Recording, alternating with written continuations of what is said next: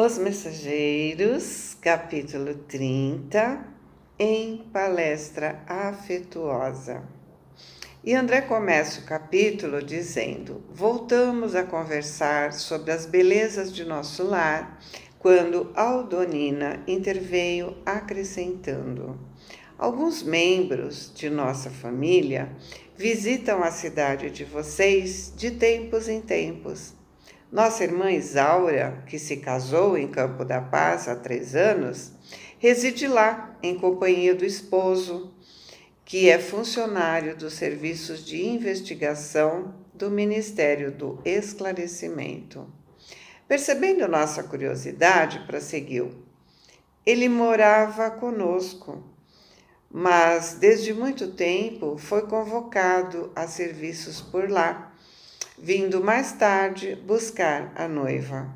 Vicente, que se mantinha em atitude expectante, quer dizer, estava ansioso, né? Exclamou: tocamos num assunto que tem despertado muito minha admiração.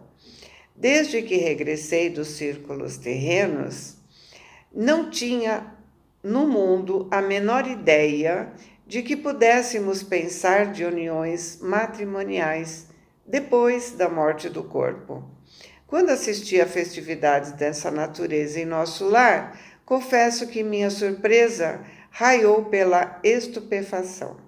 Cecília Vivaz acentuou sorrindo: isso também se deu conosco. Entretanto, é forçoso reconhecer que tal estado da alma resulta do exclusivismo pernicioso a que nos entregamos no campo carnal. Porque, se o casamento humano é um dos mais belos atos da existência na Terra, por que deixaria de existir aqui, onde a beleza é sempre mais que intensificada, mais pura? E, além do mais, é imprescindível ponderar que não vivemos à revelia de leis sábias e justas. E Vicente acentuou, denotando aspirações secretas no coração. E como são felizes os que se casam em nossos planos. Aldonina esboçou um gesto expressivo e considerou: sim, para possuirmos aqui essa aventura, quer dizer, essa felicidade, é preciso ter amado na terra, movimentando os mais nobres impulsos do espírito. Para colher as alegrias dessa natureza, é necessário ter amado com alma. Os que se consagram exclusivamente aos desejos do corpo não sabem amar além da forma, são incapazes de sentir as profundas vibrações espirituais do amor sem morte. Desejando, porém, retomar o assunto referente a Isaura, interroguei curioso: continuem falando da irmã que se mudou para o nosso lar. Eu gostaria de saber como se realizou o casamento. Se você, Cecília, está aguardando um prêmio de visita à nossa cidade, como ela se casou e se transferiu para lá definitivamente? Cecília sorriu e retrucou: isso é outro caso. Isaura não poderia correr atrás do noivo porque estava em situação inferior à dele. Mas Antônio, como superior, poderia descer para buscá-la. Não creiam, porém, que o matrimônio se tenha verificado sem qualquer preparação ou exigência. O noivo poderia conduzi-la sem qualquer formalidade, desde que recebesse o devido consentimento. Por isso, obteve permissão das autoridades de nosso lar, mas um dos chefes de serviço aconselhou a Isaura nesse sentido, explicando-lhe que, como administrador de uma colônia em condições de inferioridade, não podia colocar qualquer impedimento, mas pedia à noiva preparar-se por 6 anos sucessivos em Campo da Paz, antes da partida definitiva, acrescentando sensatamente que, num casamento de almas, é imprescindível apurar o enxoval dos sentimentos. Nossa irmã, que foi sempre muito prudente, aceitou a solicitação e trabalhou duramente todo esse tempo em nossa colônia, adquirindo valores culturais e aprimorando o campo do pensamento.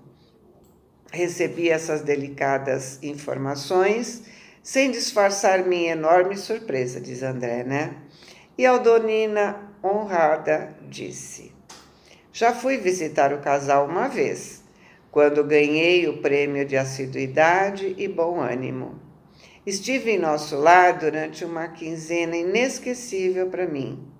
No entanto, embora tivesse visitado sublimes instituições como o Bosque das Águas, o Salão das Artes Divinas, o Campo da Prece Augusta, reconheço ter voltado muito longe de um conhecimento integral da enorme cidade.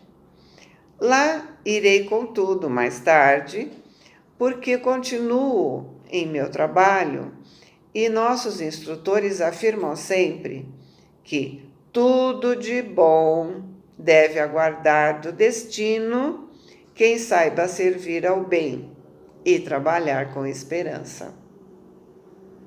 Admirando a beleza de sentimentos daquelas jovens, perguntei emocionado: mas em Campo da Paz, vocês não têm instituições semelhantes?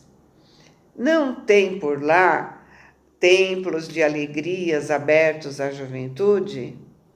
Cecília, como quem não desejava ser ingrata às bênçãos do Eterno, murmurou: ah, sim, muito nos dá o Senhor em nossa colônia. Entretanto, permanecemos nas vizinhanças dos irmãos encarnados.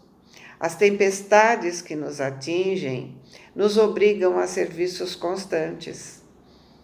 Os quadros inferiores que nos cercam são profundamente dolorosos. Nossa cidade não possui ministérios da união divina, nem ministérios de elevação. Não podemos receber a influência superior com muita facilidade. Nossos trabalhos de comunicação e auxílio necessitam ainda de muita gente educada no Evangelho para funcionar com eficiência.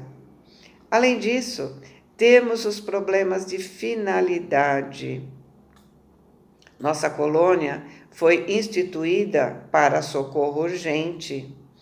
A nosso ver, Campo da Paz é, mais que tudo, um avançado centro de enfermagem, rodeado de perigos, porque os irmãos ignorantes e infelizes cercam nosso esforço por todos os lados.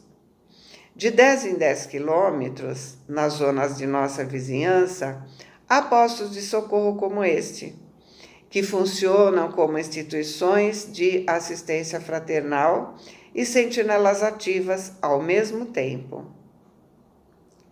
Olha, gente, quantos postos de ajuda e mesmo assim não dão conta.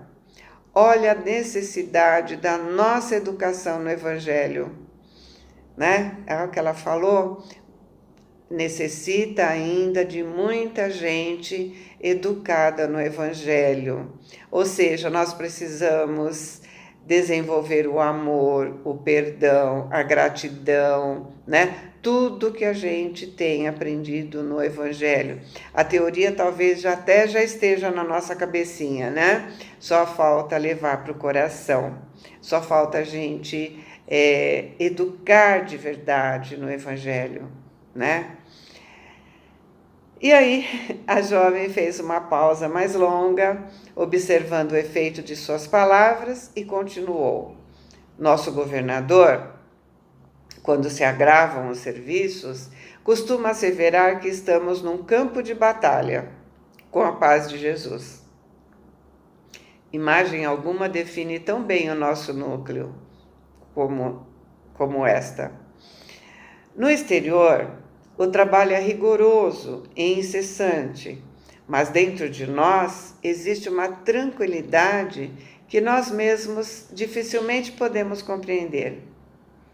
O serviço só se restringe à cidade? Perguntei. Não, o trabalho é multiforme.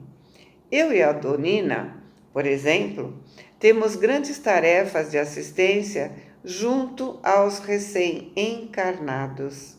Nossa cidade prepara, em média, 15 a 20 reencarnações diárias e torna-se imprescindível assistir os companheiros ou tutelados, pelo menos no período infantil mais tenro, que compreende os primeiros 7 anos de existência carnal. E talvez porque lesse nos nossos olhos a mais viva admiração, a jovem explicou. Felizmente, porém, temos as faculdades da volitação bastante adestradas. Raramente encontramos empecilhos vibratórios e podemos, por isso mesmo, agir com grande economia de tempo. Além disso, somente nossos instrutores vão ao serviço sozinhos. Quanto a nós, não saímos a não ser em grupos. Necessitamos auxílio recíproco, não só no que diz respeito, com a eficiência, mas também no que se refere ao amparo magnético. E sorrindo de modo singular, concluiu: no trabalho de assistência aos outros e defesa de nós mesmos, não podemos dispensar a prática avançada e justa da cooperação sincera. Então, gente, vamos observar que é preciso cooperação, trabalho em conjunto. Viu o que ela falou? Jamais eles vêm sozinhos ou eles trabalham sozinhos. É trabalho em grupo. E outra coisa, que ela disse, a criança é acompanhada até os 7 anos. Por isso, elas dizem que estão conversando com os amiguinhos invisíveis. Precisamos ser gratos a esses amiguinhos, Beijos, fiquem com Deus. Amo vocês.